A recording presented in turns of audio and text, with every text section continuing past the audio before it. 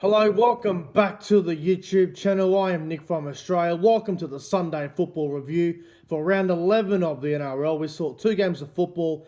This afternoon we saw the Panthers absolutely demolish the Rabbitohs at Dubbo, 56 points to 12.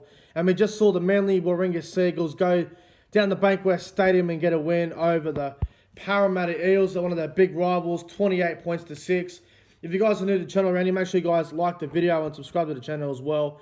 It's much appreciated. Also, I just want to announce really quickly that tomorrow on Monday, the 24th of May, it is my 22nd birthday. So I just want to let you guys know my birthday is going to be tomorrow. I'm going to try and do some kind of video tomorrow for my birthday. I'm not working, so I'll try and get that done tomorrow. And some terrible news today, the passing of an NRL immortal, Bob Fulton. It's terrible news that he's passed away, so I hope his family is doing okay. So rest in peace to Bob Fulton. What an absolute legend of the game he is. So let's get into the first game, man. The Panthers over the Rabbitohs. This was a result that I don't think everyone would have picked. Some people would have had Panthers 13 plus, but if you had predicted the Panthers to beat South Sydney 56 points to 12, then well done to you, man. The Panthers, they are that good of a team at the moment. I don't know when they will lose a game. They are just a high-quality, world-class team. So we'll get into the game, man. And the Panthers, they started very fast. The first try of the game went to Nathan Cleary. It was a bit of a hip-and-spin sort of try, and he got over there for the first try of the game. Not long after that, Viliame Kikau scored for the Panthers, and then Capewell not long after that. Panthers 16-0 early up, and I'm sitting there going, righto, 16-0 down South Sydney. They should bring Benji Marshall into the field now for that X factor. Benji Marshall didn't even come into the field at all, which I could not believe. And then in the 25th minute and the 31st minute, Matt Burton, he scores a double within 6 minutes. Panthers were up 28 points to 0. South Sydney, they're in shock. They were not playing well whatsoever. They were nowhere near their best. They were getting outplayed all over the park. Scoreboard pressure was getting to them. Latrell Mitchell was trying very hard, but nothing was working. Walker and Reynolds, they were trying, but like I said, nothing was really working for them.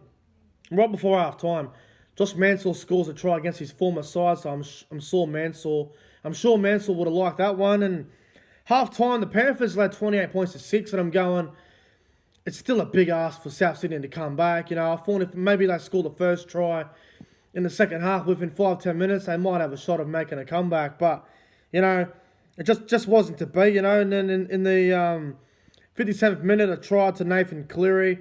That try just pretty much sucked the juice out of the bunnies there. And the Panthers led 34 points to 6 at that stage. And then Cody Walker got one there for the bunnies. And then there was a couple tries there to Brian Toto and Stephen Crichton not long after that, man. But, man, the Bunnies, what is going on with the Rabbitohs? There's been a few dramas going on down there. You know, I know Walker has been playing fullback for about 3 or 4 weeks now, and they had Latrell come back in. But that is sure as hell not an excuse. The Panthers, for mine, they are just proving week in, week out why they are such a world-class team. They are 11-0 to start the year.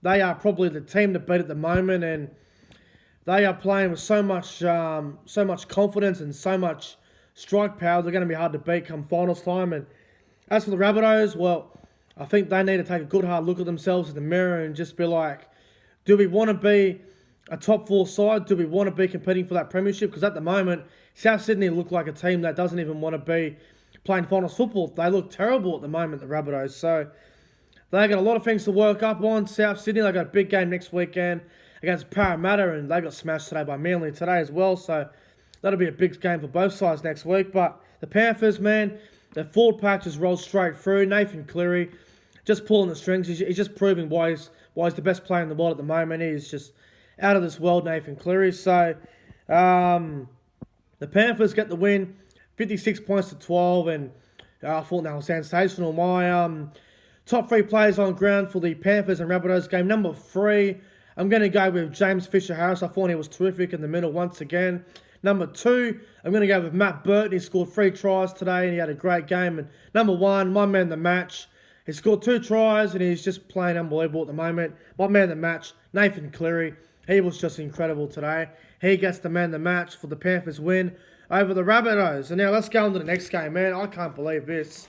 The Manly Warringah Seagulls beating the Parramatta Eels at Bankwest Stadium, 28 points to 6. Now, in my tipping video, I did tip Manly to win, but I didn't think they'd win by this much. I thought it would be a really close game, and the first half an hour or so, this game was very good. It was a very good first half of footy, and then second half, Manly just went, let's get under the skin of Parramatta, and Nathan Brown had a few brain snaps, and Mitchell Moses and Jacob Arthur didn't really work that well. Clint Gutherson had a pretty poor game today, and Sevo looked injured. I don't know what the go was there, and I guess the big one, Wagga Blake's defence. Seriously, it was that bad. It was like putting knife through butter. Like, Wagga Blake was awful today. It was awful.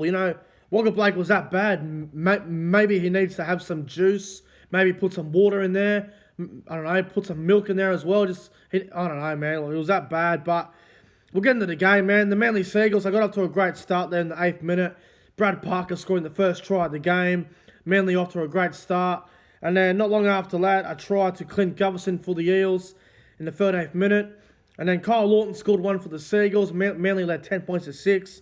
And then it was a back and forth for that last 15 minutes of the first half. It was a pretty crucial part of the game. And I thought Parramatta, they were not handling it well. They kept giving away penalties. That discipline was getting out of control. And then before half time, there was a kick downfield from Manly. It was a nothing play. And Parramatta just sort of like, they didn't read where the ball was going. And then Brad Parker picks it up and scores a try. A lot of people are going off about that try, but it was fine, man. He picked it up. He scored the try. Got no dramas of it. No knock on there. Half time, Manly 16-6, and I'm going, righto. Parramatta have got better stats. They got better completion rate. They got better, better things going for them. But like I say, stats are not everything. And, Parramatta were playing pretty ordinary there in that first half. Manly were all over them. And then in the second half, it was very important that Parramatta got off to a good start in the second half. And it was not a good start at all. It was terrible. Ruben Garrick scoring for the Seagulls on the left wing there. Manly go out to 22 points to 6, and I'm going, right, the only way Parramatta come back now is through the big-name players, Gutherson, Moses. They got to get this team back in the game, and they tried hard. Gutherson threw a ball over the sideline. Moses' kicking game was ordinary. Jacob Arthur didn't know what he was doing. Wagga Blake was absolutely all over the shop. Nathan Brown kept doing stupid stuff, high tackles and giving away 6 agains and penalties, and Campbell Gillard went to the sin bin as well, and they were doing a lot of stupid stuff, the Eels. And then, before, it was pretty much game over, 10 minutes to go. Manly were in complete control. Cherry Evans' kicking game was okay. He had a couple of dumb kicks down the throat of Gutherson, but, his game management, his experience there was very good. But the performance of Tom Trbojevic once again was just world class. He was incredible. And in the 79th minute, there was a nice try to Tom Trbojevic, a nice ball to go from Turbo, and then back on the inside to Turbo, and he scored and pretty much just went, righto, well, there's a try to just wrap the game up, and just more points for Manly on their for and against, and Manly get the win, 28 points to 6. And, I said a couple of weeks ago that Tom Trbojevic is currently the best fullback in the game, and I absolutely stand by that comment.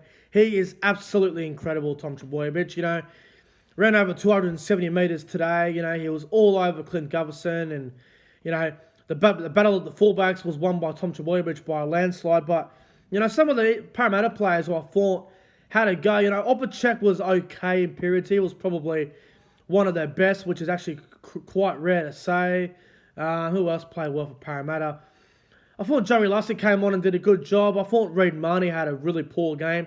Probably the worst game of the season he's had. Didn't really run the ball much at all today. I guess Sean Lane was another one who was also fine off the bench for the Eels. And for the Seagulls, they were great, man. Tom Trbojevic was great. Brad Parker was solid. Martin Tapau was good. Jake Trebojevic's defence was very good. Ola Kawatu was solid as well. And you know what? Schuster at 6, very good as well. And I've got to say real quick, Sipley off the bench had a very good game. But, nonetheless, Parramatta, maybe it's the reality check they needed. Maybe they needed this loss, and they'll bounce back next week maybe. And Manly, well, they're absolutely flying at the moment. They are coming for that top 6, maybe even the top 4. The Seagulls are playing really well at the moment, and they were too good today for the Eels. But my top 3 players on ground for Parramatta versus Manly. Number 3, I'm going to go with Tafol Sipley. He was excellent off the bench for Manly. Number 2, I've got to go with Brad Parker. He was great today. And number 1, my man of the match, you'll know who I'm going to say, Tom Trbojevic. Unbelievable performance once again. I would probably argue right now that Tom Trbojevic and Nathan Cleary are the 2 best players in the game at the moment. They are just out of this world. But that's it for the review, guys. Manly and Penrith both get a win today. But if you guys enjoyed the review, make sure you guys go ahead and like, comment, and subscribe to the channel. Thanks for watching, guys. Have a great night, and I'll see you guys in the next one. 22nd birthday tomorrow. Bloody can't wait. And thanks for watching, guys. See you later.